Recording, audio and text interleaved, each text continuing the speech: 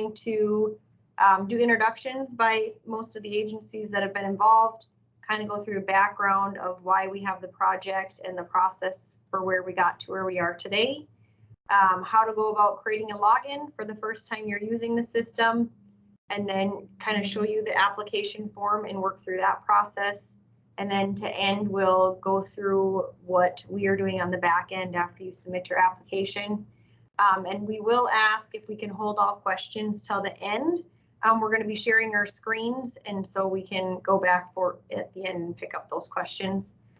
So I will let the others on the line introduce themselves. Maybe if we want to start with, we'll go in the order on there with Department of Environmental Quality. Sure, I can go first. This is Shannon Fisher. I'm the Drinking Water State Revolving Fund Program Manager. Hello, my name's Elizabeth Tokash Duran, and I'm the Clean Water State Revolving Fund Program Manager.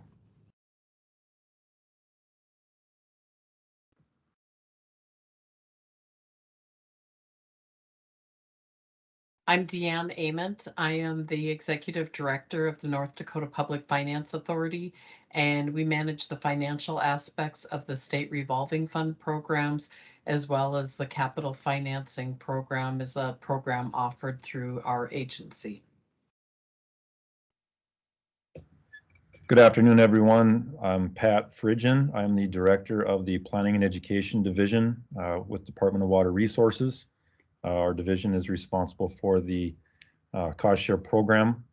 Also on the workshop today, we have Jeffrey Mattern and Lori Nowak, who specialize in water supply projects for our cost share program, and also Julie Prescott and Beth Nangary, who focus on flood control and other general water projects in our cost share program.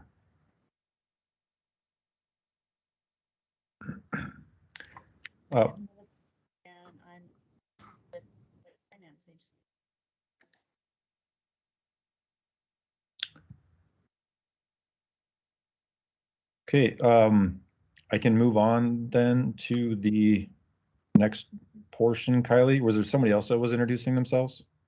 I thought I heard someone, but if you just want to go ahead, I believe we had caught everybody. Okay, sure. Yeah, so first of all, just want to say good afternoon, everyone, and thank you again for joining us today for this WebGrants workshop and tutorial on FIND, which is the Funding for Infrastructure in North Dakota. Kylie talked already about how WebGrants is North Dakota's kind of overall online portal or system that many agencies use for their online grant application processes. And some of you, for example, maybe have applied for Outdoor Heritage Fund grants through the Industrial Commission. That's just another example of a funding opportunity within WebGrants.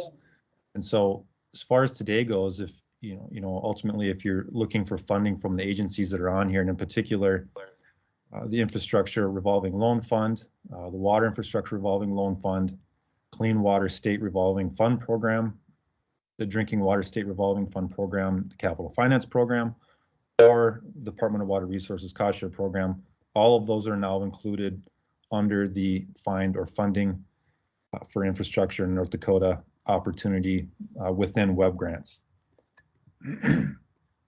So as far as a bit of additional background regarding the collaborative efforts and purpose of this whole effort, a number of project sponsors in the past and still today seek funding through multiple sources, and many of us that are on this call today. And so, in a lot of cases, they're looking for grants through Department of Water Resources, and then they're maybe also looking for loan opportunities through BND, DEQ, or PFA, or maybe they're just looking for loans.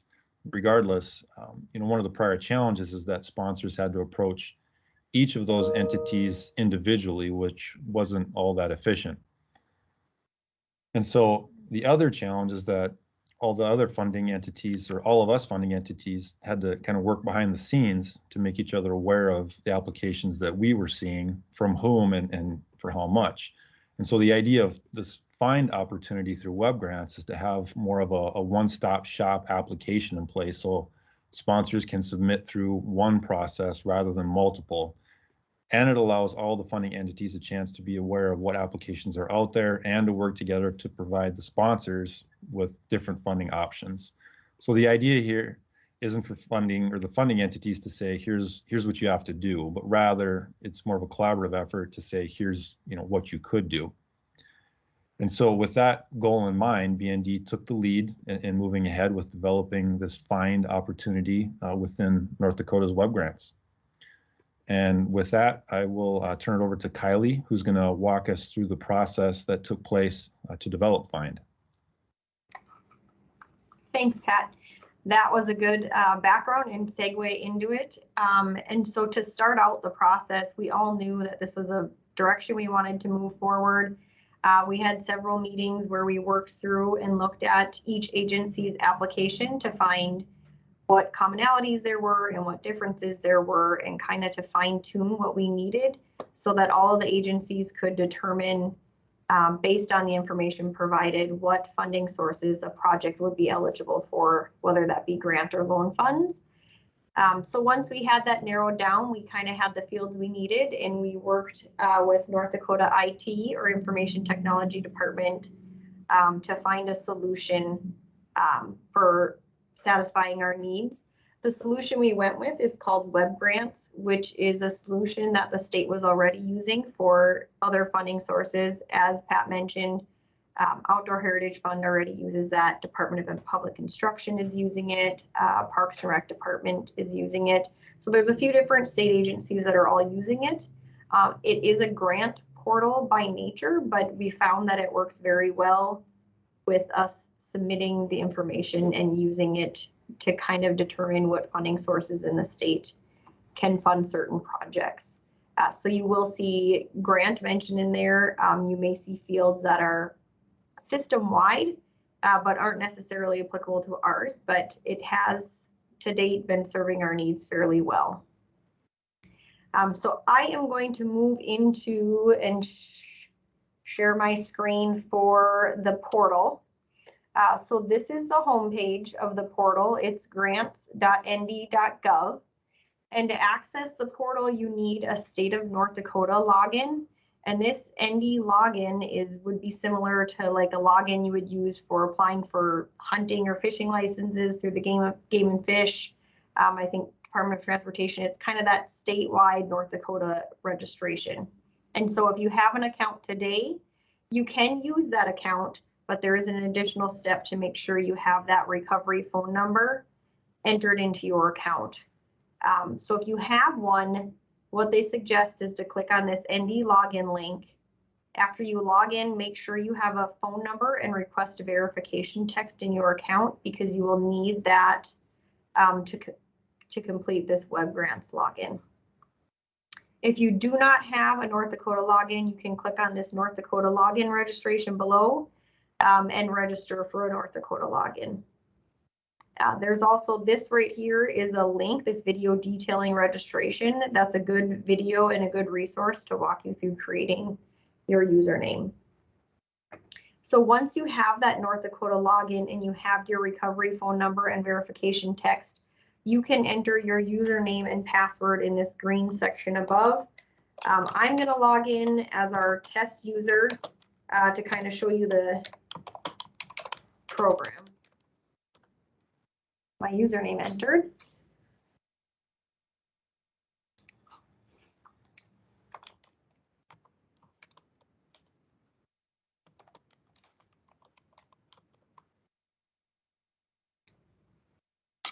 Okay, so this is the home page and kind of the dashboard for the WebGrant solution. When you log in to create your username in here, it's going to ask you what funding opportunity you're interested in. So the funding opportunity you would be interested in would be FIND, funding for infrastructure in North Dakota. If you select that one, once you get into here, it sends an email to many of us that there's a new user out there, and we will approve your user for you to be able to log in. If you select a different funding opportunity, we can still change it, but what happens is we only get the emails for the ones that are specific to our funding opportunity. If you select one of the others, it emails whatever state agencies associated with that funding opportunity. So if you can select the right one, we'll get you approved and have your username as quick as possible. I do log in every few days just to see if there's others out there. Working in this environment, we tend to know what types of project sponsors that we would be looking for out there. So in the funding opportunities, and you're going to see the other ones out here because of how we're logged in, but the one you would want to go to is funding for infrastructure in North Dakota. Right now, the title of it is a 2022 infrastructure request. Our intent is just for internal purposes to open up one of these application periods or new titles every year, just so we can kind of limit what we're getting into one. Just because you apply under a 2022 infrastructure request doesn't mean you have to get funded in 2022. It may be for a 2023 project, etc. So you would click on that one. And then if you're starting a new one, you would click on the green Start a New Application button, and it would work you through the process. We have one created out there that we're going to use for today's purposes, but I will click on this Edit Application button just so you can kind of see what it would look like. There's 4 different forms that you need to complete to submit an application. The first one is that general information. So when you're starting a new one, it's going to ask for you just to title it, select your content. These drop downs are going to be based on your username, so you probably will only see yours out there, and then you'll see your organization. And this organization is important. I know we probably have, I see we have a few engineers on the call today. If you create your login as an engineering firm, that's what's going to drop down in. But as a user, you can have multiple organizations under your name, and it would be best if that organization is whoever the project sponsor is. So if it's City of X or Water District, if we can have that organization under there. So if you work for an engineering firm and you have multiple project sponsors you're working with, if you reach out to myself or anybody with Department of Water Resources, DEQ, or PFA, we can make sure we get more organizations added to your username. That way they'll all appear in your drop down here. If we get an application where the engineer's there, I've been trying to correct those. So we have that project sponsor name there. Then on the infrastructure funding request, this one is the bulk of the information that you're going to need to enter. If you're looking at this form, a lot of the fields are going to look familiar to a cost share application. We found that they required basically all the information that the rest of us needed, so we built this form, kind of modeled it after theirs. So there's several fields you'll have to enter, just detailing the project that you're applying for. And then the description of request would be new or updated. So if you need to update a previous submitted application, you can just go in and create a new one and then have this updated, previously submitted, so that we know to look for the application that would have been the initial one. If it's a study, you can select what type. And then if it's a project or program, you can select what type of project and program. And some of these fields, depending on what you select, will make other fields required. All of these red fields are required. The black are not required.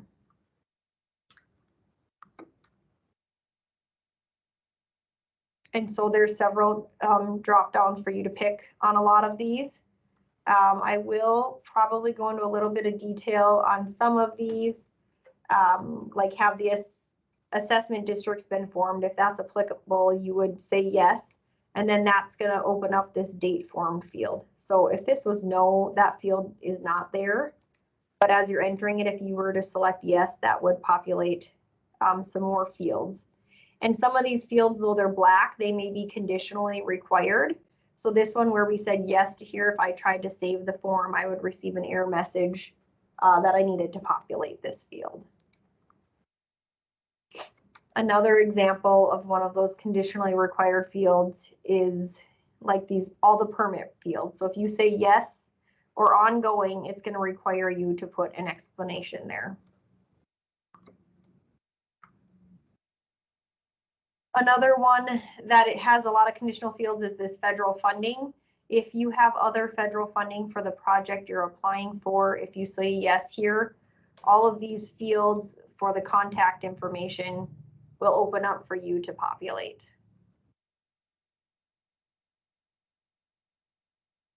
And then your timelines, which are in the month year format, and then just explaining any timeline issues. The very bottom of the form is the certification section. And in this certification section, we want the project sponsor to be the one who's filling this out or whose name is entered here.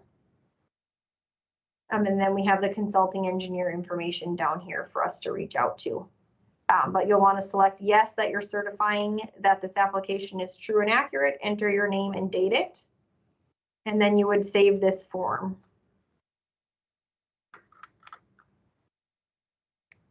See, I got an error message on that one because it was conditionally required.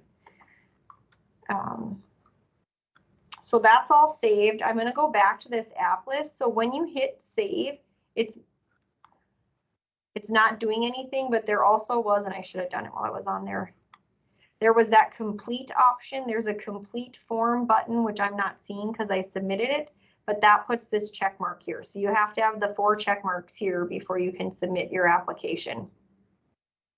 I'm going to go through skip the documentation because Pat's going to cover most of that as it's heavily for Department of Water Resources cost share.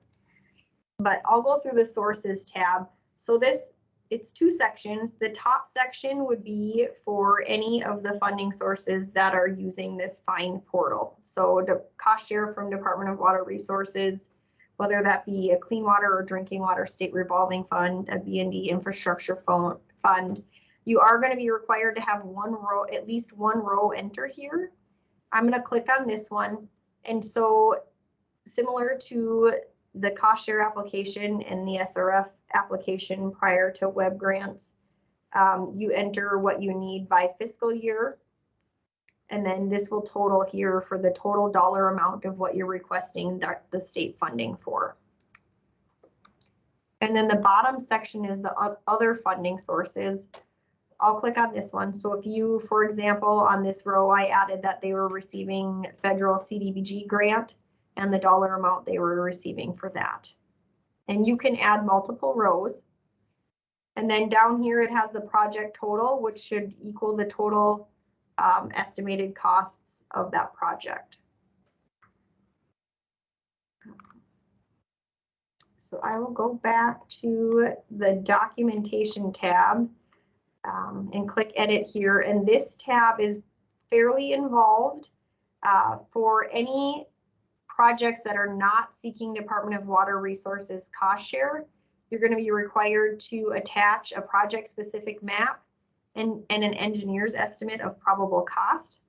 But if you're seeking cost share from Department of Water Resources, there's quite a bit more forms. If you're familiar to their checklist on their old application of all what you needed to attach, it's going to function very similar to that. However, you're going to be required to attach most of those at the time of application. So I'm going to stop sharing my screen, and I believe Pat's going to share his and kind of walk through the rest of this tab.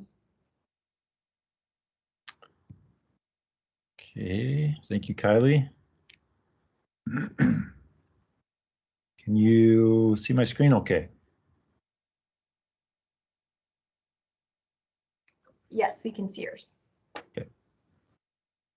So as Kylie said, if the sponsor indicates that yes, they are seeking funding from Department of Water Resources, then at this point, you'll be asked to provide the same information that would have been submitted as part of the previous or traditional application process. And so, you know, obviously one of the things is the map that has to be provided, and we do have links here for examples. So sponsors or their consultants can see examples of what we would like those maps to look like.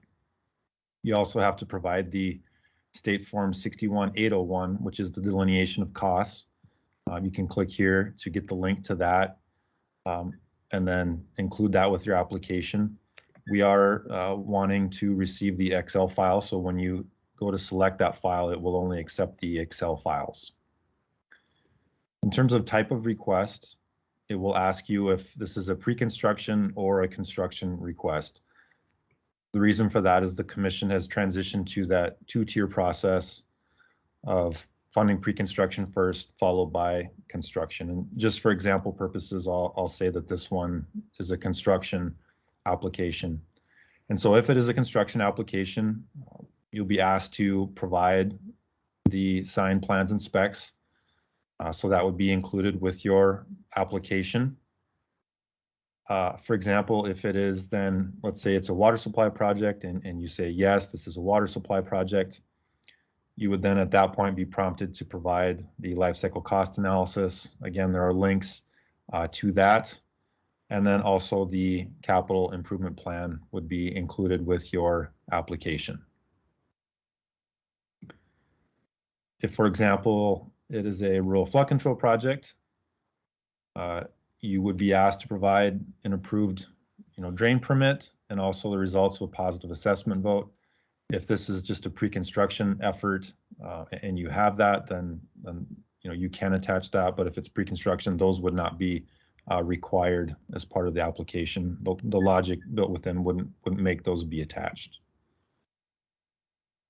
For drain reconstructions, you'd be asked to provide sediment analysis as you would under the traditional application process. For flood recovery property acquisitions, you would attach your acquisition plan and then also proof of HMGP funding ineligibility.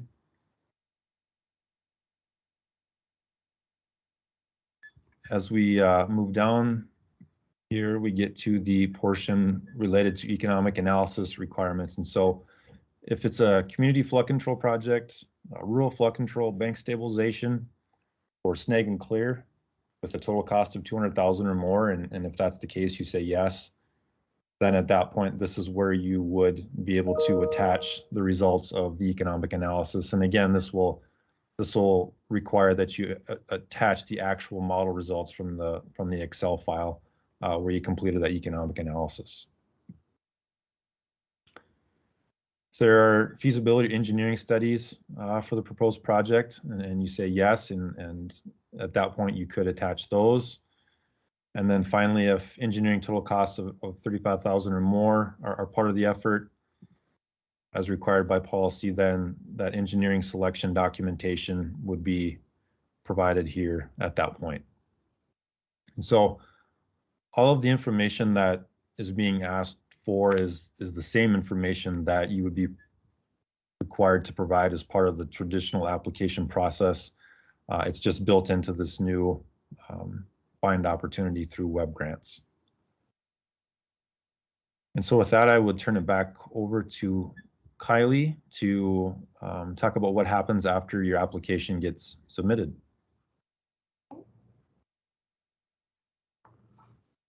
And I'm going to go back to sharing my screen. So this is after you get the 4 green check marks here that you have all these submitted, you can click on this final submit application button.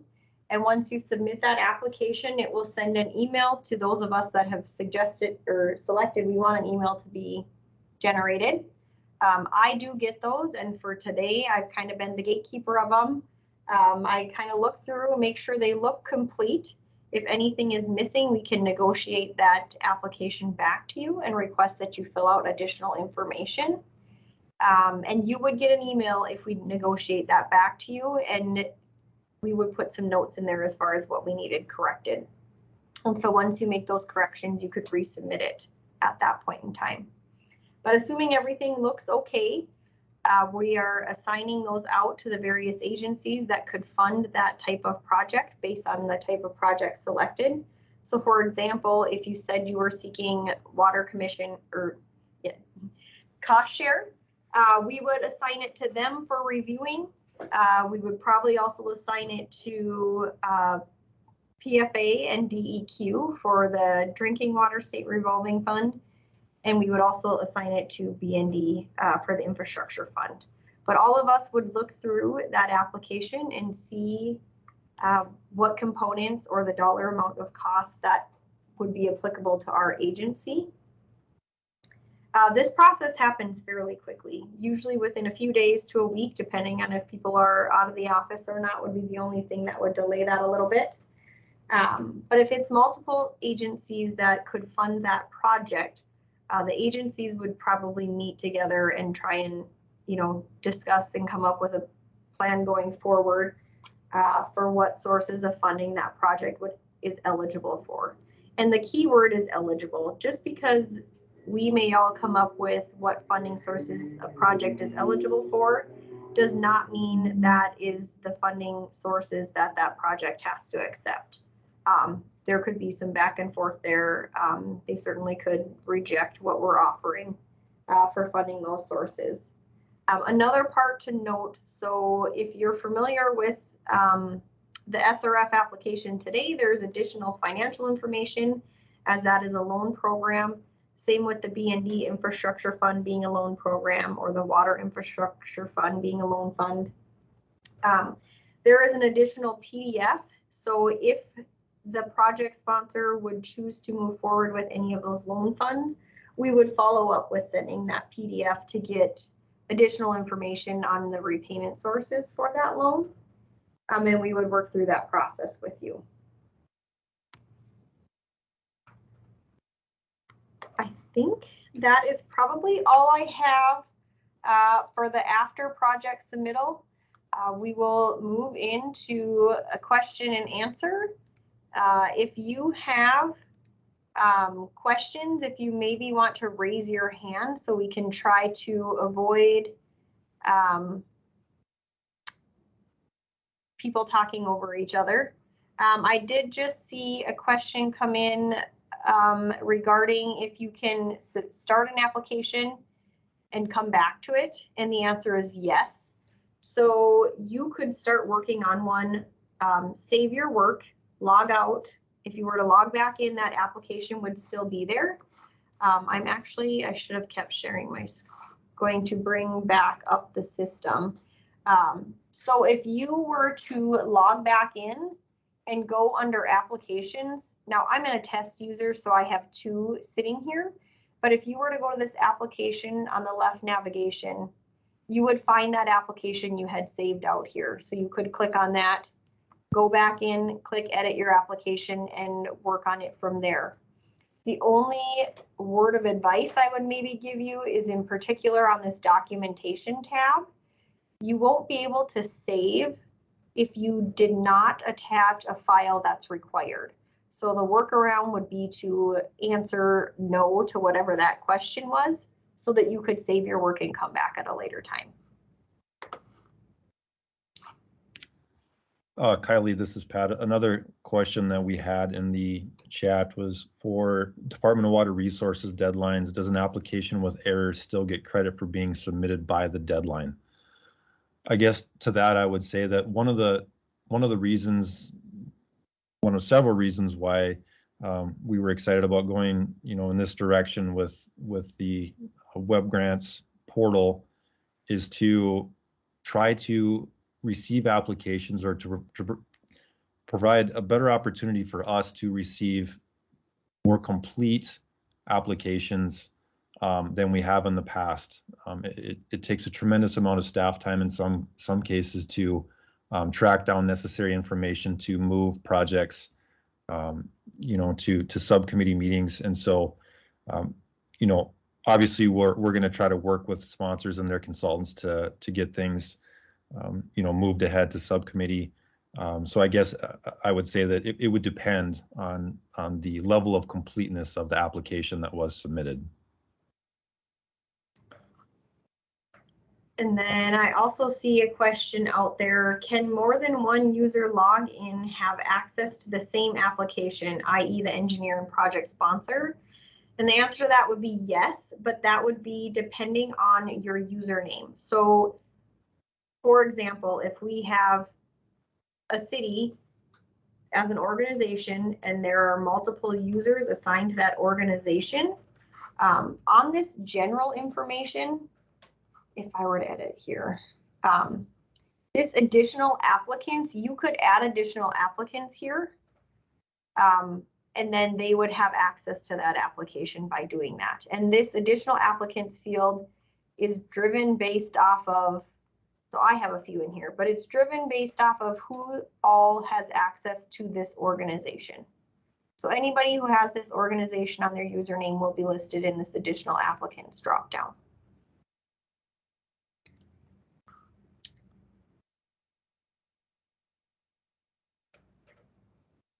That is all I am seeing for questions in the chat. If anybody else, oh, I see there's another question. Dennis, if you can unmute yourself and ask your question. Yeah, can you hear me? Yes. Yes. So I was actually registering as you were through part of this tutorial, and I see it was looking for a SAM number. I think that's what it was asking, and just wondering if that is really truly a data need for a registrant such as a private engineer as me.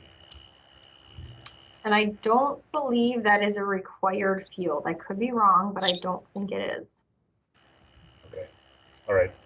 I did bypass it, and it seemed like it took it, but Okay.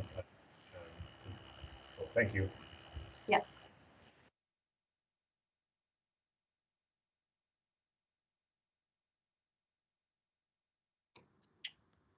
Any other questions from anyone?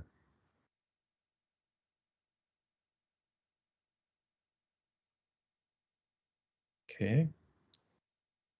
Kylie, could you put the contact information up on the screen maybe? Thank you.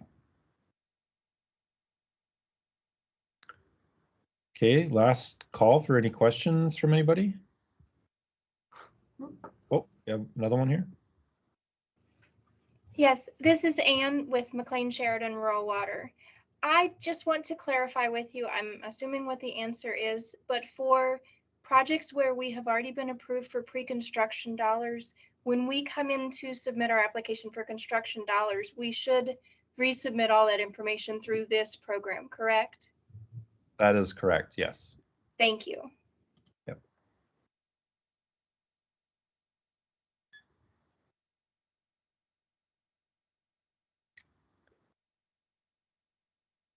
Okay, any other, oh, okay.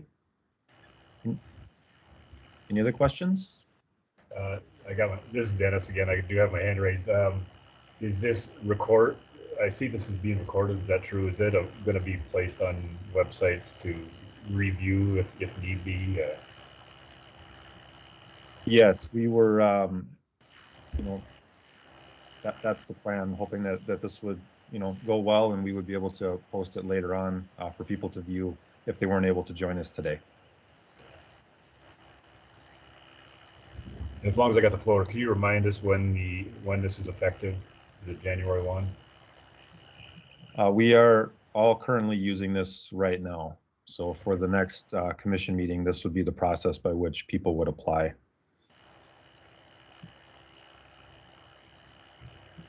Just to add to that a little bit, Department of Water Resources just started using it most recently, going into their next commission meeting. B&D did start using this at the end of the summer, kind of just to silently roll it out and get a few applications in there to start working through if there were any issues we ran into. It rolled out very well. State Revolving Fund started using it next, and I think it's been going well also there. Department of Water Resources, as you see on that documentation tab, they require a lot more attachments to there. We have had a few come through that I've seen and haven't had any major hiccups, so I'm hoping it keeps continuing going well. Deanne, did you have a question? I have a comment, of course. Just for any those that have approved SRF loans, if you need a loan increase, you do not need to go through this process for a loan increase because you already have the financing. You're just requesting additional money. Unless you're searching for a different money source, you can just contact Shannon, Elizabeth, or I directly and work through the loan increase process. And it won't let me put my hand down. It just keeps toggling. Sorry.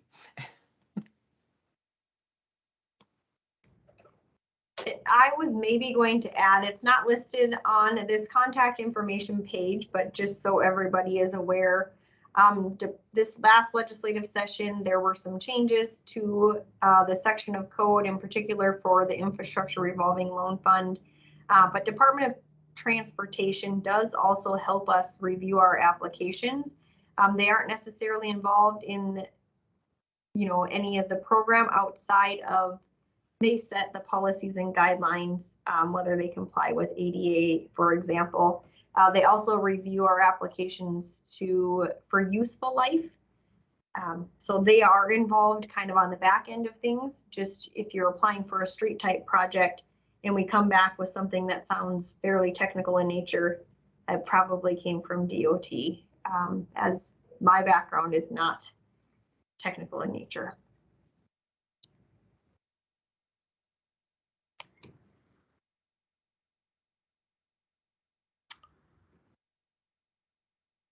Any other questions?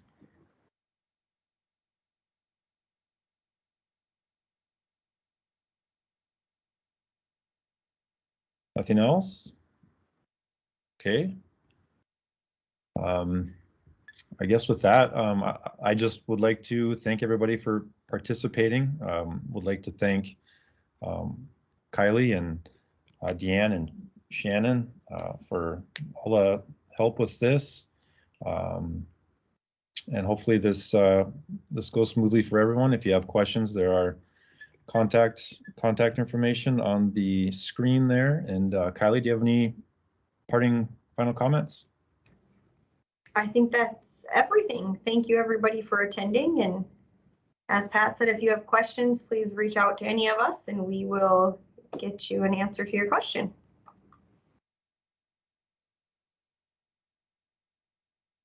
All right. Thank you, everyone.